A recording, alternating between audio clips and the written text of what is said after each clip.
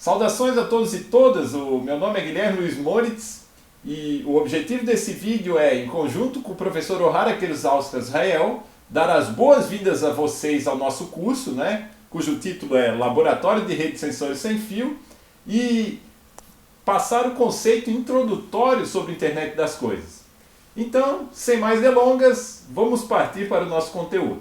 Vocês já devem ter ouvido falar do conceito de Internet das Coisas, mas talvez nunca tenham visto uma definição formal do que ela é. Existem muitos conceitos. A que eu gosto de sempre introduzir é o conceito da IETF.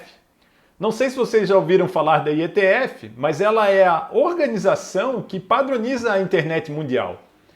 Então, nada mais natural que essa instituição também padronize a internet das coisas, que é, digamos, uma evolução da internet como nós conhecemos. Então, para a IETF, internet das coisas é uma rede de coisas embarcada com eletrônicos, softwares e sensores, com conectividade para que esses objetos troquem dados com o fabricante, com o operador e também com outros objetos.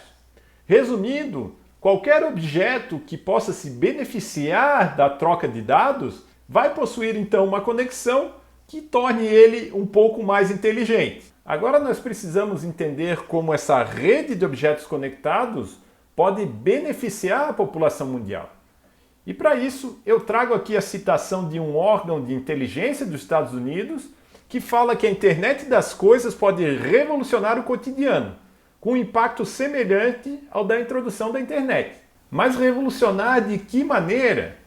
Eu sempre gosto de fazer um paralelo com as outras tecnologias que hoje de fato impactam nossas vidas, mas que a gente não consegue entender quando elas surgiram, por exemplo. Eu gosto sempre de dar o exemplo do YouTube. Quando eu tive o primeiro contato com essa plataforma lá em 2006, eu não dei muita bola, porque eu pensava que ninguém ia querer ficar sentado na frente do computador esperando muito tempo para um vídeo carregar e ver aquilo numa resolução muito baixa, menor até do que das televisões da época.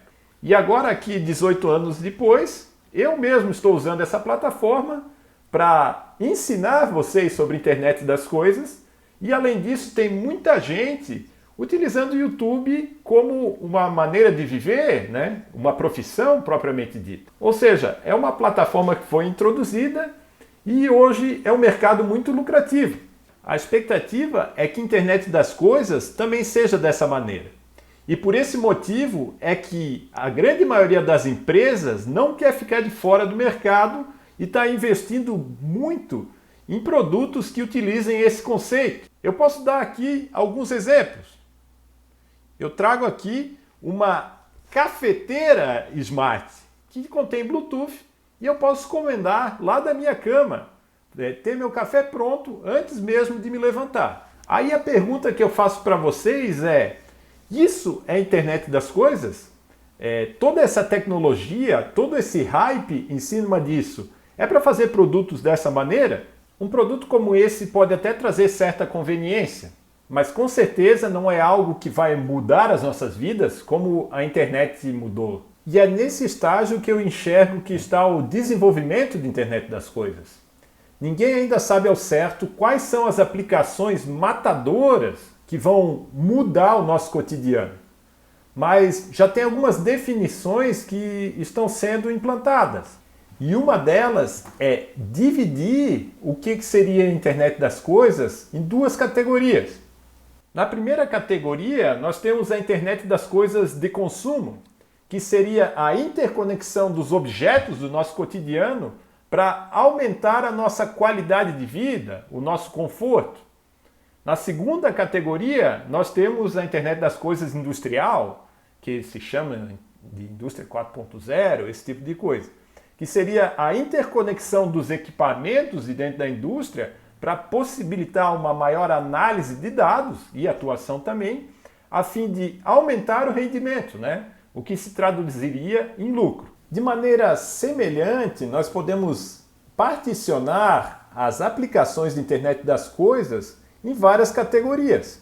Aqui nessa figura que foi retirada desse white paper da Ericsson, que por sinal é bem interessante, recomendo a leitura, A gente já consegue ver essa partimentação, né, em várias aplicações da internet das coisas. Algumas se dividem para a internet das coisas industrial, né, como tem aqui até a aplicação e controle industrial, outras coisas que precisam de confiabilidade como a indústria, como por exemplo carros autônomos, segurança médica, smart grid. E nós também temos a internet das coisas massiva, que vai tanto para automação residencial quanto para coisas onde há vários sensores que podem se perder no caminho, como por exemplo logística, agricultura, que eu teria que implantar vários sensores e se um falhar não faz mal, a rede tem que continuar a funcionar. O importante é que tenham vários sensores lá, o que a gente chama de internet das coisas massiva. Naturalmente, todas essas aplicações não podem ser cobertas num único padrão, numa única tecnologia. E aqui para esse curso, então, nós vamos dar foco em alguns casos de uso desses aqui que estão em tela. Deixando o suspense de lado, eu vou afirmar que as tecnologias que nós vamos estudar aqui nessa disciplina vão servir muito bem para, por exemplo, Smart Building, Smart Metering, mas também podem ser aplicadas em outras áreas com algumas adaptações, como por exemplo em agricultura e até em automação industrial, ou seja, para a internet das coisas críticas. Agora então basta a gente saber qual que é essa tecnologia que pode atender a esses casos de uso. Uma coisa que é bastante importante é a padronização. Por isso que eu coloco aqui uma frase de um artigo cuja referência eu vou colocar na sequência, que é importantíssimo para quem quer entender de internet das coisas ler. Esse artigo então fala que um aspecto muito importante de internet das coisas é que os objetos consigam comunicar entre si, né? A gente precisa de uma comunicação massiva. E naturalmente a gente não pode esperar que esses objetos sejam automatizados pelo mesmo fabricante. Dessa maneira, é muito importante que a gente tenha um padrão de comunicação.